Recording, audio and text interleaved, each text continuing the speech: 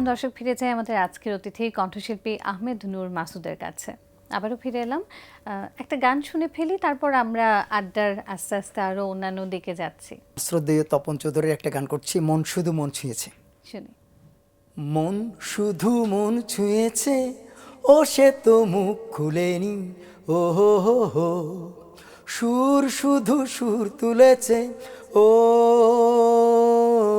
ভাষা তো দেয়নি, মন শুধু মন ছুঁয়েছে। চোখেরও দৃষ্টি যেন মনেরও গীতি কবিতা, বুকেরও ভালোবাসা যেথায় রয়েছে গাথা। আমি তো সেই কবিতা পড়েছি। ও হো হো হো, মনে মনে সুর দিয়েছি। ও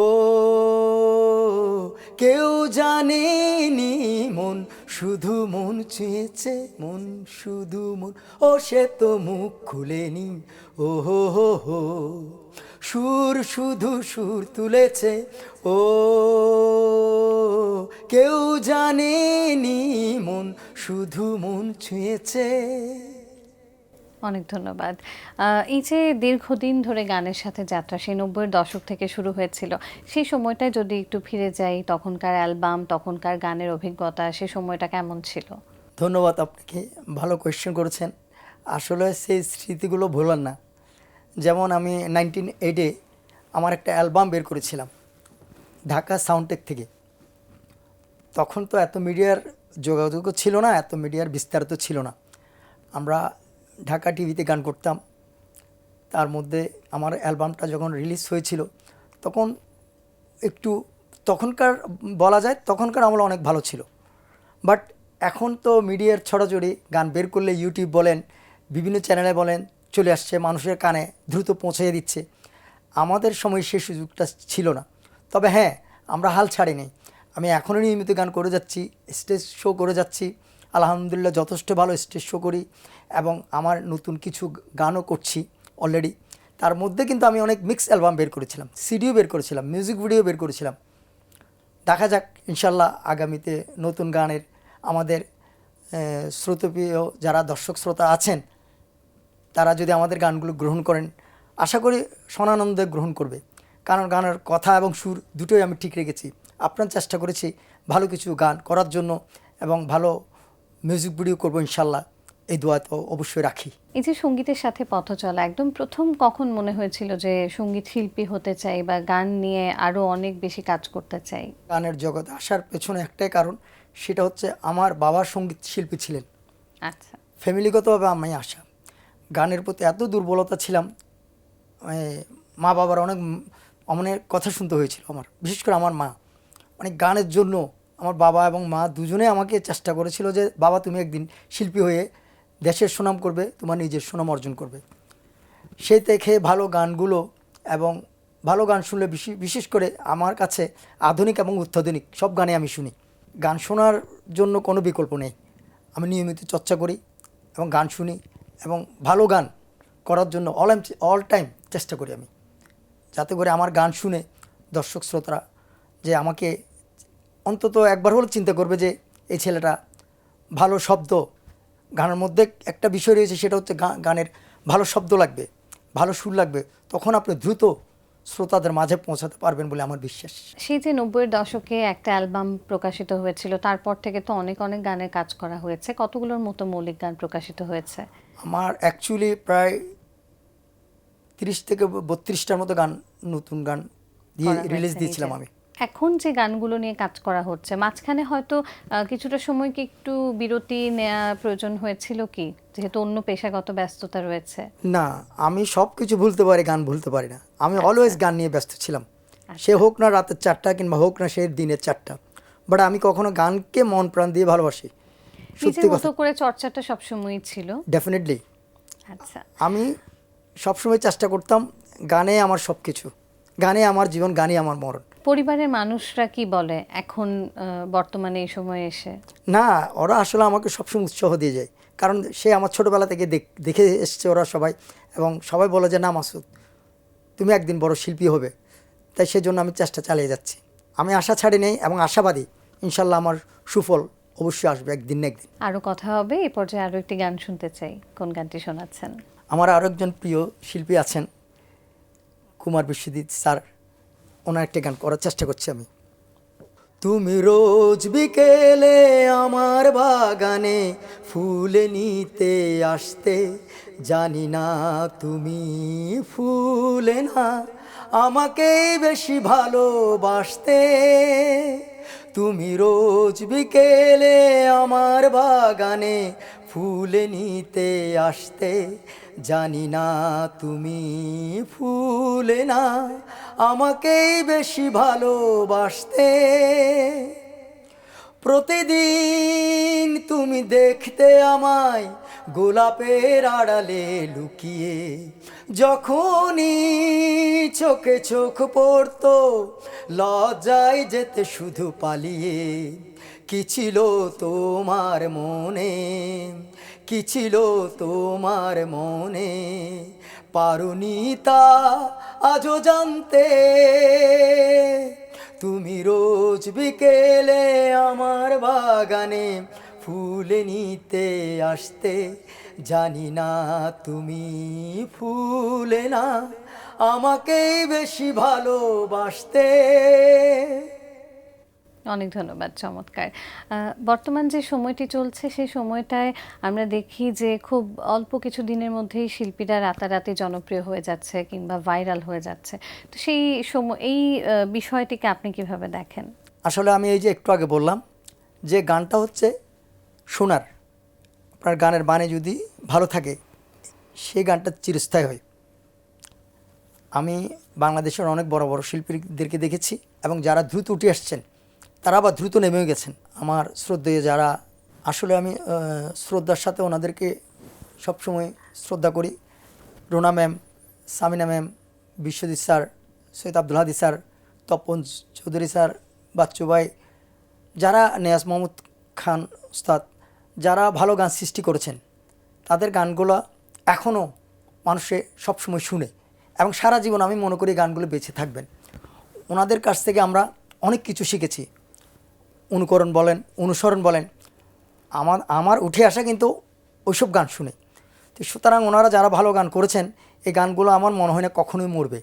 বাট একটা কথা কি, আপনি এগুলো প্রশ্ন করেছেন যে এখনকার গানগুলো তেমন শ্রুত মধুর বা বেশি দিন থাকে না যারা কেন? গান করছে তারা আসলে যারা গান করছে রাতারাতি দেখা যায় জনপ্রিয় হচ্ছে, আবার পরে হারিয়েও যাচ্ছে। সেটাই, হ্যাঁ, ওরা আসলে ওই যে বললাম আপনাকে, গানের বাণী এবং সুর দুটোই কানে রাখতে হবে। হ্যাঁ, যার কারণ ওইগুলো চিরস্থায়ী হয় এবং থাকে অনেক দিন। গান করলে সুরটা ওইভাবে করতে হবে, হৃদয় ছুঁয়ে যেতে হবে। এই যে একটু আগে বললাম যাদেরকে আমি যাদের নাম স্মরণ করলাম যে অ্যাকচুয়ালি ওনারা ভালো গান করেছেন বলে ওনারা যুগের পর যুগ ঠিকই আছেন। তো আমিও চেষ্টা করছি, কারণ আমি ছোটোবেলা থেকেই আমার অনুপ্রেরণা অনুসরণ আমি কিন্তু ওনাদেরকেই করেছি। ভালো শিল্পীর গান আমি শুনেছি, সারা জীবন শুনে যাব। তাই আমি চেষ্টা করে যাচ্ছি আমি একটা ভালো গান করি, শ্রোতাদের কাছাকাছি পৌঁছানোর জন্য আমি চেষ্টা চালিয়ে যাচ্ছি। এমন কোনো স্বপ্নের সঙ্গীত শিল্পী রয়েছে যার সাথে গান করার সুযোগ যদি কখনো হতো বা হয়, সেটা আসলে জীবনে খুব চিরস্মরণীয় একটা বিষয় হয়ে থাকবে? আসলে আমার বাংলাদেশের মধ্যে আমি শ্রদ্ধেয় রুনা ম্যামকে খুবই ভালো লাগে, ওনার সাথে আমার গান করার একটা খুবই ইচ্ছা। আর একটা ইচ্ছা ছিল, সেটা হচ্ছে লতা আজি, মানে অর্থাৎ লতা মঙ্গেশকর শ্রদ্ধেয়, শখ ছিল যে ওনার সাথে আমি একটা গান করব। বাট উনি তো আর চলে গেলেন আমাদেরকে ছেড়ে।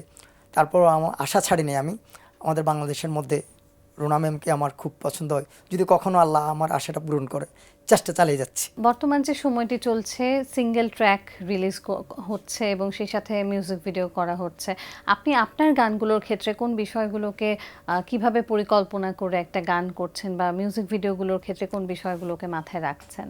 অবশ্যই, কারণ একটা গান এখন শোনারও বিষয়, দেখারও বিষয়, দুটো একসাথে জড়িত। এখন আমি কিছু গান করেছি, আমার নতুন অ্যালবামের কাজ করেছি। ইনশাল্লাহ আমি এগুলো অবশ্যই ভালো একটা মিউজিক ভিডিও বানাবো। তারপর আমি চেষ্টা করব শ্রোতাদের মাঝে ওটা পৌঁছিয়ে দিতে। এছাড়া গান নিয়ে আর কোনো পরিকল্পনা অথবা এই যে স্টেজ শো করেন, যখন স্টেজ শোতে আসলে মানুষের কাছ থেকে যে ধরনের সাড়া পেয়ে থাকেন, তখন আসলে নিশ্চয়ই ভালো লাগা বা উৎসাহটা আরো অনেক বেড়ে যায়। কি ধরনের পরিকল্পনা রয়েছে সামনে গান নিয়ে? আমি অলওয়েজ স্টেজে গান করতে স্বচ্ছন্দ বোধ করি, কারণ দর্শকদের সরাসরি ফিডব্যাকটা পাওয়া যায়, ভাল লাগে। কিন্তু যখন দর্শক শ্রোতা আমাদেরকে গান শুনে ওনাদেরকে আমরা মুগ্ধ করি, তখন দর্শক শ্রোতাদের আমাদেরকে হাতের তালে দিয়ে যেভাবে ভালোবাসা দেয়, এটা আসলে কখনো ভোলার না। বুঝছেন, আমরা চেষ্টা করি দর্শকদের কাছাকাছি যেতে, থাকতে এবং ভালো গান গেয়ে তাদেরকে আনন্দ দেওয়ার চেষ্টা করি অল টাইম। একেবারে আয়োজনের শেষ প্রান্তে চলে এসেছি। যদি আপনার কাছে জানতে চাওয়া হয় যে নিজেকে ৫ বছর পর বা ১০ বছর পর সঙ্গীতাঙ্গনের কোথায় দেখতে চান, উত্তরটি কি হবে? আসলে সবাই চায় যে একটা আপগ্রেডে গিয়ে পৌঁছতে। তো আমার ক্ষেত্রে সেম, চেষ্টা করব সবসময় ভালো কিছু করে যেতে এবং সারা জীবন যেন আমাকে শ্রোতারা মনে রাখে, সেজন্য ভালো কিছু করতে চাই, চেষ্টা চালিয়ে যাচ্ছি। আপনি এখন সামনে যে গানগুলো নিয়ে প্রস্তুতি নিচ্ছেন বা পরিকল্পনায় রয়েছে, সে গানগুলো মূলত কি আধুনিক ধাঁচে, নাকি সেখানে বিভিন্ন ধরনের মিশ্র ঘরানার গান রয়েছে? আমার এবারের গানগুলোর মধ্যে আধুনিক তো অবশ্যই, তার মধ্যে ফোক থাকছে এবং একটু ওয়েস্টার্ন ফ্লেভারে আমি কিছু গান করছি, বাট বাংলা গান। আচ্ছা, তবে সেটা কিরকম, মানে ইনস্ট্রুমেন্ট বা মিউজিকের জায়গাটাতে একটু ভিন্ন ধর্মী, নাকি অবশ্যই সুরের ডেফিনেটলি ভিন্ন জায়গাটাতে? কিছু, একদম একদম এই আপনার এই যে বলে এই যে ব্রাজিলিয়ান সাম্বা, হ্যাঁ ওই টাইপসের কিছু গান করছি আমি, আচ্ছা আচ্ছা। স্ট্যান্ড এবং ওয়েস্টার্ন দুটো মিলে। আমার মিউজিকটা শুনলে, গানটা শুনলে আশা করি বুঝতে পারবেন ডিফারেন্ট কিছু করছি। এখন দেখা যাক দর্শক শ্রোতা আমার গানগুলো কীভাবে নিচ্ছে। নিশ্চয়ই আমরা অপেক্ষায় থাকবো সে গানগুলো যেন শীঘ্রই আমাদের মাঝে প্রকাশিত হয়। আর সেই সাথে দর্শকদের উদ্দেশ্যে যদি কিছু বলতে বলা হয়, কি বলতে চাইবেন? সবসময় শিল্পীরা তো একটা জিনিস আশা করি, সেটা হচ্ছে গিয়ে দর্শক শ্রোতা আমাদেরকে ভালোবাসবেন, আমাদের গানগুলো ভালোভাবে শুনবেন। তবে অবশ্যই ভালো বাংলা গান শুনবেন প্রচুর। আমরা সেটা সবসময় আপনাদের কাছ থেকে আশা করব এবং আমাদেরকে আপনারা ভালোভাবে সুযোগ দেবেন যেন আমরা ভালো গান করতে পারি, আপনাদেরকে ভালো গান উপহার দিতে পারি। সবসময় এই আশা তো অবশ্যই করি আপনাদের কাছ থেকে। অনেক ধন্যবাদ। আড্ডা দিলাম, গান শুনলাম। আরও একটি গান শুনে আজকের আপনাকে অনেক আয়োজন শেষ ধন্যবাদ। করতে চাই। তবে তার আগে আমি একটু বিদায় নিয়ে নিচ্ছি। প্রিয় দর্শক, এতক্ষণ কথা হচ্ছিল অতিথির সঙ্গে, এবার সময় হলো বিদায় নেবার। আমাদের অনুষ্ঠান সম্পর্কে আপনার যে কোনো মতামত ও পরামর্শ জানাতে লিখুন এই ঠিকানায়। প্রযোজক দিন প্রতিদিন, Bangla vision, Noor tower, ১১০ Bir Uttom, CR Dutta road, Dhaka ১২০৫। Phone ৯৬৩২০৩০ থেকে ৪। আমাদের ইমেল অ্যাড্রেস dinprotidin@banglavision.tv। মার্কিন লেখক লুইস লামোরের একটি উক্তি বলে বিদায় নিচ্ছি আজ। তিনি বলেছেন, জ্ঞানীরা জেতার জন্য যুদ্ধ করেন, আর বোকা তারা যারা যুদ্ধে হেরে গেলে কি করবেন তা নিয়ে কোনো পরিকল্পনা করেন না। প্রিয় দর্শক, সবাই ভালো থাকুন, সুস্থ সুন্দর থাকুন। আজ সারাদিন সবার জন্য শুভ ও কল্যাণময় হোক। এবারে গান। এবার আমি যে গানটি করছি সেটা আমার নিজেরই গান। কথা লিখেছেন ডাক্তার গোলাম মোস্তফা, সুর করেছি আমি নিজেই। আমি চেষ্টা করছি আমার গানটা করার জন্য। শুনি। তুমি আমার অন্যরকম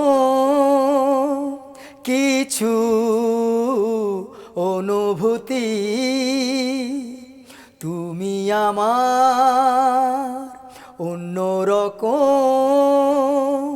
কিছু বিনোদন, তুমি আমার অন্য জগৎ, ভিন্ন আবেদন, তুমি আমার অন্য জগৎ, ভিন্ন আবেদন,